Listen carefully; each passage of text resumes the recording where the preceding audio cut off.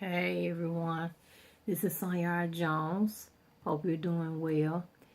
And sorry about that. Adjust the brightness on my screen so you won't have that glare coming from my eyeglasses.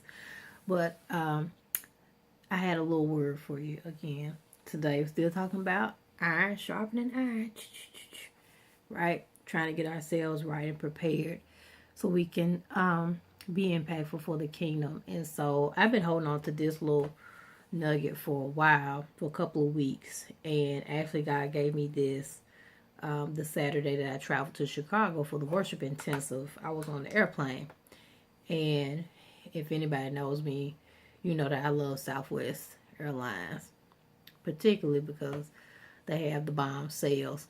And in Memphis, one of the cheapest airfares is from going to Memphis to Chicago. We can get, depending on the time that you fly, about $65, $69 per trip, which is off the chain.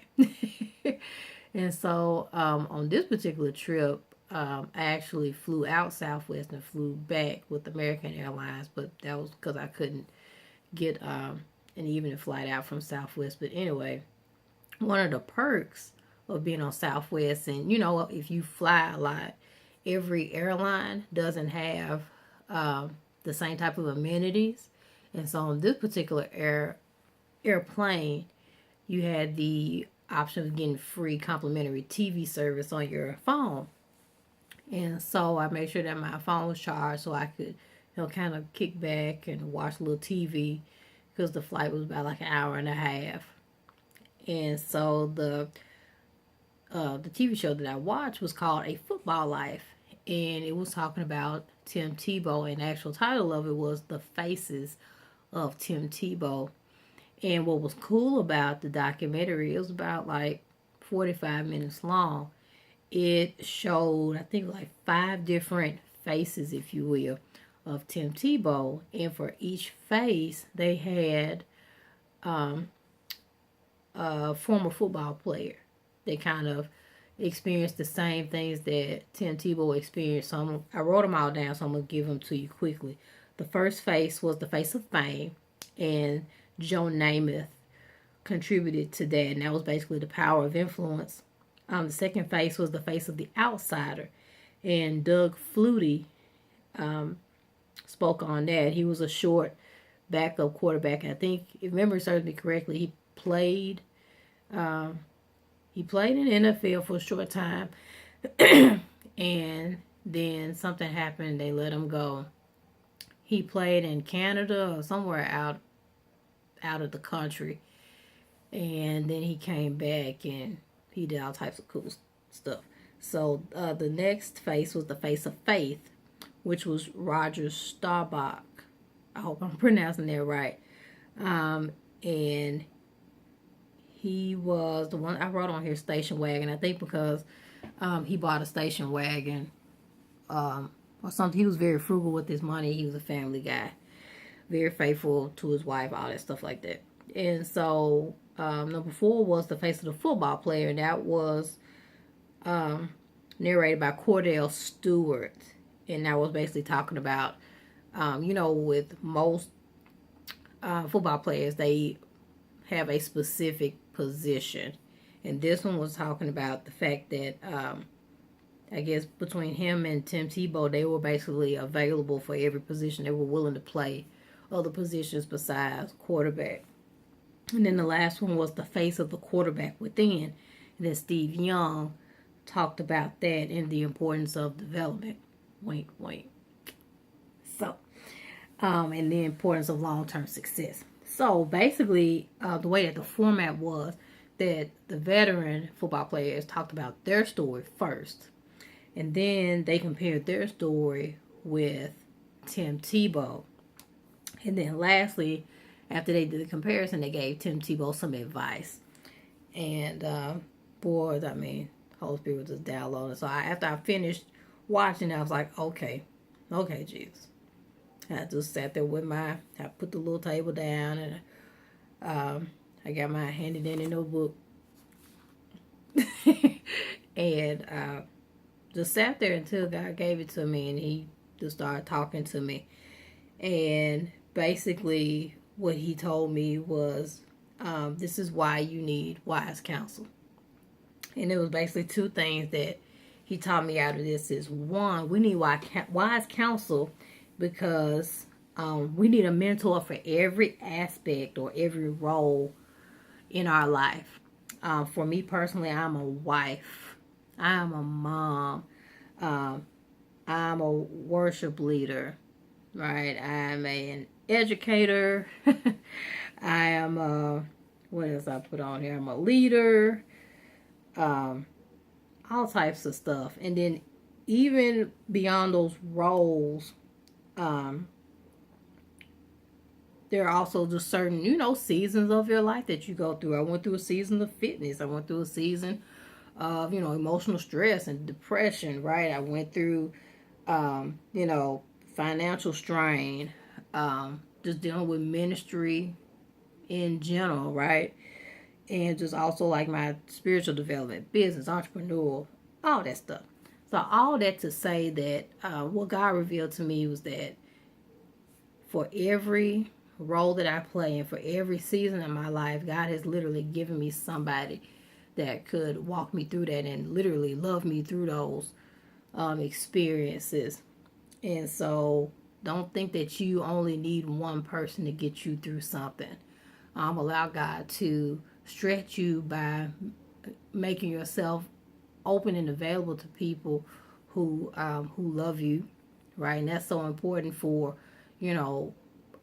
especially in ministry, from ministry and a spiritual perspective, being with the right tribe and having the right DNA around you. I'm with the Abiding Presence International Alliance under the leadership of Apostles Kevin and Candace Ford. And when I tell you that there are certain people within the alliance, and I don't know everybody, but that's the plan, to get to know everybody, that I can, talk to and gain wisdom from.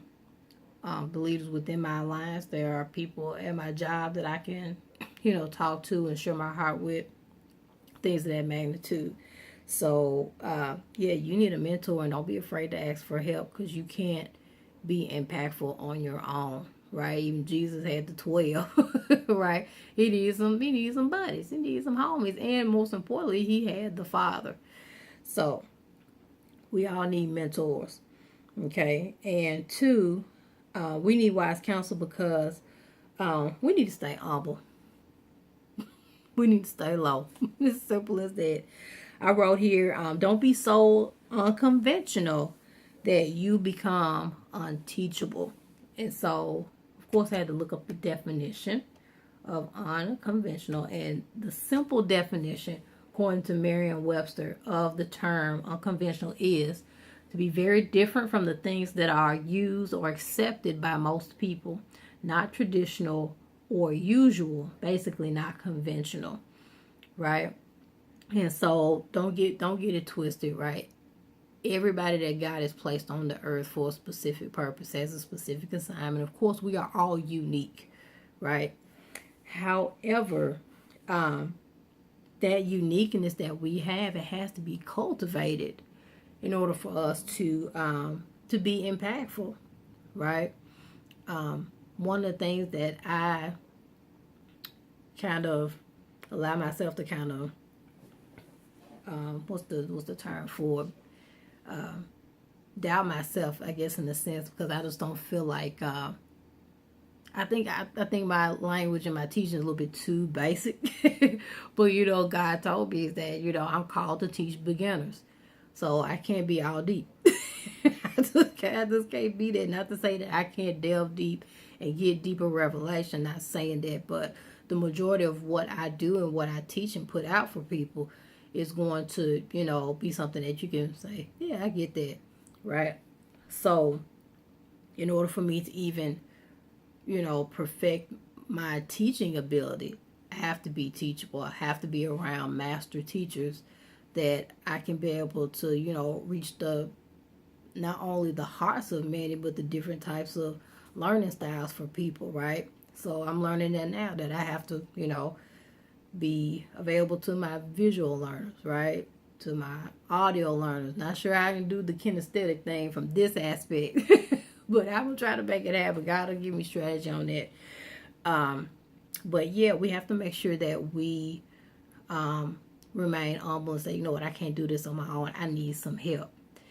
And I just thought that the format that they put this documentary was so profound to me, because especially for music ministry leaders, I don't know any musician that hasn't had the experience of asking another musician for help and getting shot down, which is so unfortunate, because first of all, it's not your gift to hoard.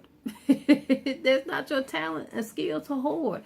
God gave that to you, and especially if you're kingdom minded, you know that, right? William McDowell, my life is not my own. I give myself away so God can, use you, right? So it's kind of that same type of mindset. Who would I be not being willing to share my experiences and share my musical skills, share my wisdom as a parent, as a mom, as an educator? There's no room for selfish people in the kingdom. We have to make sure that we have a heart for it. And if we don't have a heart for it, and if you've been one of those people that has intentionally declined somebody, unless they're a moocher and they're being manipulative and abusive and all that, that's a totally different situation. But if your heart is not postured to help people, then you're in the wrong business. This is not for you. Ministry is not for the stingy. You just have to have a heart of service and to be willing to live a life poured out, if you will. So, but that's my nugget about why we need wise counsel. So, again, be willing to get a mentor for every aspect of your life. As far as worship leaders are concerned, we talk about the importance of being vulnerable, right? And just getting naked before people about, sharing our heart and our, intimate exchange with the Father in front of others, right? Kind of the same thing with a mentor. A mentor can't help you unless you are completely honest and transparent. Same thing with the doctor, right? The doctor can only diagnose you as far as your, what you tell them.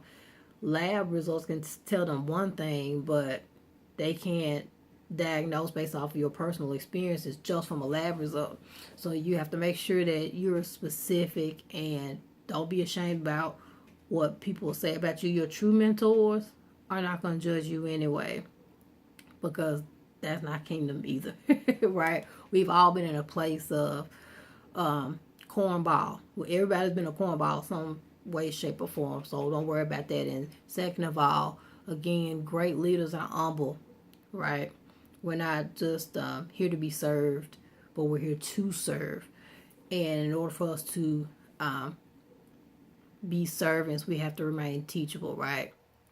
Don't be so unique and wrapped up in your gift and your talents to where you have blocked off everybody. You can't hear what people are saying to you, or you get offended, right? So I hope that this word has blessed you, and like I said, continue to challenge yourself, to stretch yourself in the area of development. And like I said, one of the things for me is that trying to get music ministry leaders to go beyond the shed and to develop yourself as a leader. Character development, right? We hear that quote all the time, that talent will get you in the door, but character is the thing that will keep you there. And I've seen way too many musicians that have been just, that will play you in through your breakthrough, right? But that character, they'll give you a false sense of experiencing God. Because those glory chords be like, ah, but just it's just an emotional reaction, and you haven't really witnessed the full manifestation of God's presence. You hadn't been changed. You hadn't had a visitation. You hadn't experienced deliverance. None of that. And in a true worship experience, you will not leave the same way that you came. That's just a fact. So, feel free to comment on this. Let's chat about it. This will be on the Facebook page, on YouTube, and the blog post as well. Thank you guys for allowing me to be a little versatile, shaking it up a little bit instead of just putting stuff on the podcast. And if I can, I will pull the audio out and put it on the podcast as well. So SonjaRJones.com. Take care. Be blessed.